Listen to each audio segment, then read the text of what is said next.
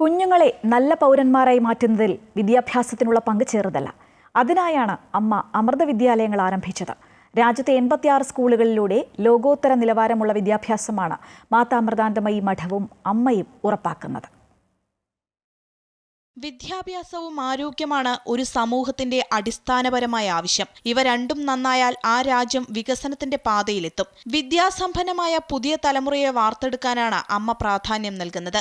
ഇന്ത്യയിലൊട്ടാകെ 86 അമൃത സ്കൂളുകളിലായി 88,000-ഓളം വിദ്യാർത്ഥികളാണ് വിദ്യാഭ്യാസം നേടുന്നത്. Amrita Vidyalayam, Amrita global school, Amrita international school എന്നിങ്ങനെ 3 വിഭാഗങ്ങളായാണ് സ്കൂളുകളെ തിരിച്ചിരിക്കുന്നത്.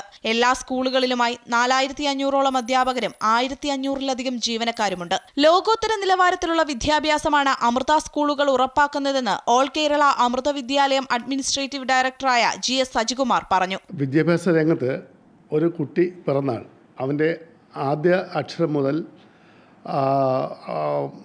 വിദ്യാഭ്യാസത്തിൻ്റെ ഉന്നതങ്ങളിൽ എത്തുന്നത് വരെയുള്ള ഒരു ലോക നിലവാരത്തിലുള്ള വിദ്യാഭ്യാസ സമ്പ്രദായം ഇന്ന് അമൃത ഗ്രൂപ്പ് ഓഫ് ഇൻസ്റ്റിറ്റ്യൂഷൻസ് നടപ്പിൽ വരുത്തിയിട്ടുണ്ട്.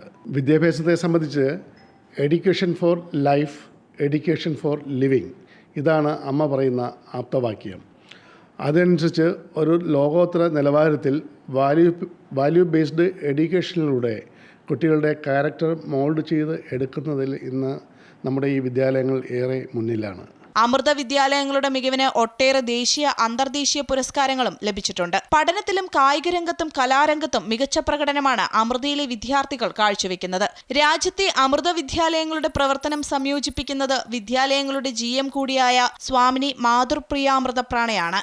അക്കാദമിക് രംഗത്തെ മികവും വ്യക്തിത്വ വികസനവും ഒപ്പം മാനുഷിക മൂല്യങ്ങൾക്കും പ്രാധാന്യം നൽകിയാണ് അമൃത വിദ്യാലയങ്ങൾ കുട്ടികളെ പ്രാപ്തരാക്കുന്നത്. അമൃത ന്യൂസ്, തിരുവനന്തപുരം.